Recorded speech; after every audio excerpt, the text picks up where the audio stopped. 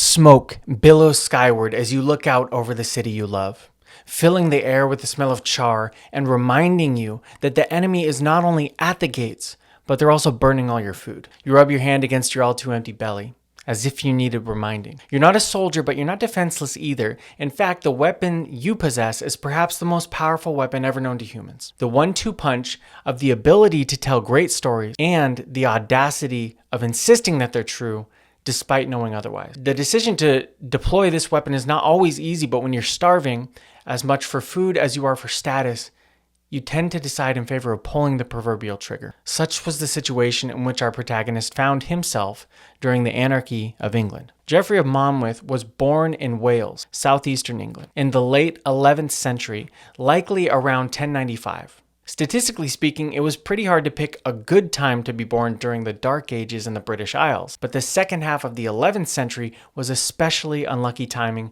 for one reason in particular: the Normans. Starting in 43 AD with the arrival of the Romans, the indigenous Brits, known as Celts, were under a revolving door of foreign occupation. With the Romans left, the Celts soon found themselves in their beloved homeland under new management, the Anglo-Saxons. The Saxons were eventually contested and overtaken by the Danish. But then came the Normans, French-speaking Vikings, the worst kind of Viking. They were forged in the cold, unforgiving Norse lands of Denmark and Norway, then set out to soak for a few generations in rainy Normandy, where they learned French and trained for war from childhood like Spartans, but with worse hair. Starting in 1066 with the Norman invasion led by one of the scariest guys in European history, William the Conqueror, who became the first Norman king of England, who all other English kings traced their lineage from despite no one now believing that he was ever a legitimate heir. The Normans shook up the status quo for Britain in big and painful ways. And Geoffrey of Monmouth was born right in the middle of this. His position and talents gave him a unique opportunity, though.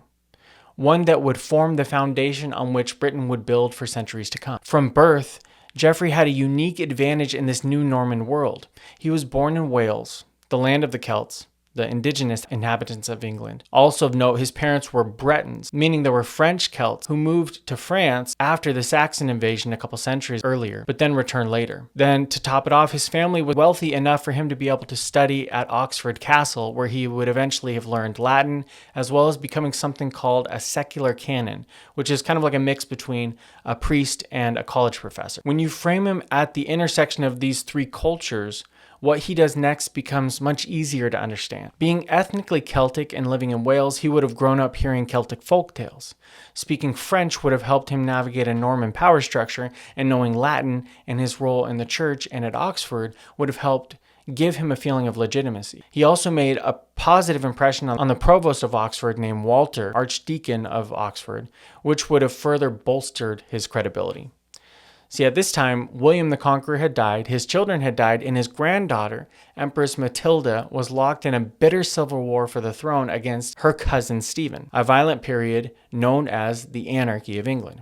In the midst of this chaos, Geoffrey didn't pick up a sword, he picked up a quill, and he published a book called The History of the Kings of Britain around 1136 AD. Geoffrey did what Marvel does whenever the future looks uncertain. He wrote an origin story, a story about a warlock named Merlin, who helped a noble king named Arthur rise to power. Yes, Geoffrey of Monmouth is the first known medieval writer of the mythical legends of King Arthur and Merlin. But here's the kicker: Geoffrey didn't position it as a folktale. In fact, he wrote it in Latin, reserved for official accounts, and he claimed to have read it from a very old book in a secret Oxford library. He even warned other notable historians of his day not to try to rebut his historical record because they didn't have access to his secret source text. Geoffrey was rewriting history. I spent a lot of time thinking about this because truthfully I chose Merlin as a topic for this week after he was featured in a kid's novel we were reading in a family bedtime session. I was curious about where he came from, but quickly came to realize that his story was part of an elaborate state-sponsored myth. And I'll let you guess why historic precedents for state-sponsored half-truths have been particularly interesting to me lately, but what I found actually clarified a truth about the nature of power that I didn't expect. There's a great quote in the award-winning movie Training Day, spoken by Denzel Washington's character. "It's not what you know, it's what you can prove," which makes a lot of sense, but I think it only applies in a world where laws and norms are upheld. The legendary hedge fund investor Ray Dalio has spoken at length about the difference between the rule of law and the rule of power. He sums it up perfectly here, paraphrased from his book, Principles for Dealing with the Changing World Order. He says, ultimately, power will rule. This is true of any system. For example, it has repeatedly been shown that systems of government have only worked when those with the power value the principles behind the system more than they value their own personal objectives. So it's not what you know, it's what you can prove, could be modified in times like Jeffrey's or ours to it's not what you know, it's how many people you can get to repeat your story. And as we'll see in part 2 of this series, this phenomenon doesn't require an internet connection or state-of-the-art algorithms. Jeffrey of Monmouth's origin story was about to create its own Marvel universe that would change the course of British history forever.